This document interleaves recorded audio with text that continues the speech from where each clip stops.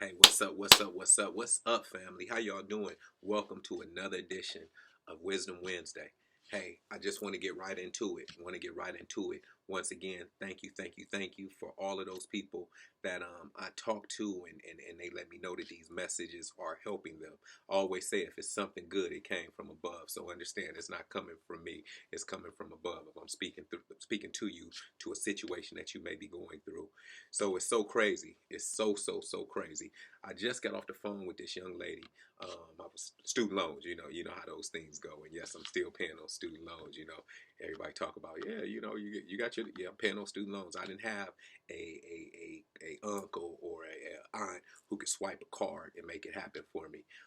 What I had to do was I had to take out some loans, but I understood that it was a plan and it was a purpose, and I would be able to put myself in position to be able to pay off those loans. So I was speaking with the loan processing center, and there's a young lady who came on the phone, and so we were talking, and she asked me my income, and I told her my income, and she was like, "Ooh, what do you do?" And so I told her what I did, and I told her, I do my motivational speaking, but I told her I worked at a university as well. And she said, "Man, and I said, well, she said, man, gosh, I have my bachelor's degree in chemistry, but it's hard for me to find a job because everybody keeps saying that I need to go on and get my master's."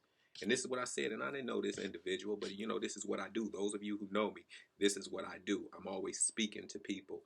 Um, and I told her, I said, "So what you waiting on?" And she said, "What you mean?" I said, "Well, what you waiting on? If they said you need a master's and you know in your heart that it's been difficult for you to get a job in chemistry, what you gonna do? Hurry up and get that master's." And she said, "I know, you right." She said, "But I got some stuff that somebody used her name or whatnot and all this." I said, "Well, get it figured out, but you need to get in school and you need to get that master's degree."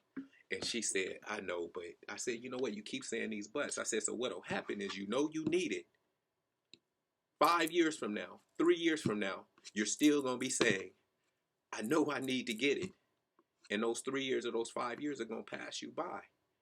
Don't allow the enemy to keep tricking you, to keep you in that place where you are, where it's something else that you're supposed to be doing.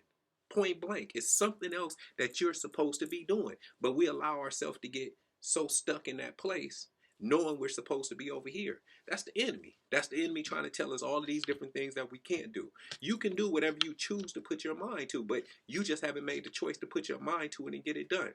Think about those things that you have made a choice that you wanted to get done, and you've got them done, because that's how it is. That's how it is when it comes to things we want to buy. That goes with things we think about. We bring them to existence, but we don't even realize that we're bringing those things into existence because we just think it just happened. No, it happened because you put the focus in. Young men always say, and regardless of what we say about Jordans and all that type of stuff, but those young men put in their mind that they want some Jordans. Now, I'm not advocating you do it by any means necessary, but a lot of them will go work. A lot of them will go do what they need to do because that's what they're interested in, and they make that happen. But think if they took that same tenacity and started putting it to something that they can put an investment in them. See, a lot of times we're investing in other people's things. The iPhone, we gotta have the newest iPhone. We gotta have the newest this. So we're making other people rich. I talked about in a message a few weeks ago. I talked about, Apple, with the different commercials that they're coming with. I said, "Ooh, I got to go ahead and increase my stock in Apple." Instead of buying an iPhone, what I said was, let me go ahead and put $400 Apple stock. Well, they had earnings last night, so they slipped, but Apple's not going anywhere. So it's $95. So instead of me paying $400 for a phone making somebody else rich, what I'm gonna do is I'm gonna put $400 and buy 3 to 4 shares of Apple. Now, when it starts to appreciate, now I've made money off Apple instead of Apple always making money off of me, because I'm telling you, the next thing in Apple, they only make little incremental changes on each phone. So your phone is fine, but we feel like we have to have the greatest thing out there. And that's a lie. The best investment that you're going to make is an investment in you. So when I told a young lady, you need to go make it happen, because what we do a lot of times is we spend our time putting time in for others instead of putting time in for ourselves, making investments in things that we're passionate about.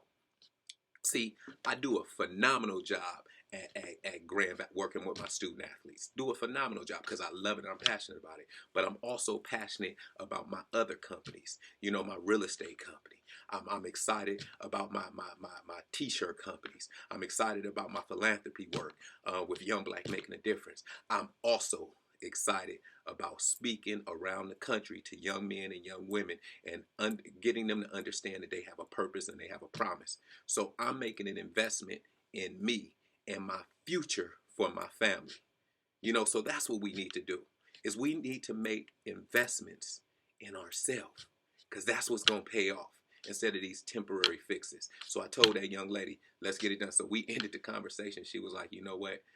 I'm seriously about to start looking into what I need to do because you're right.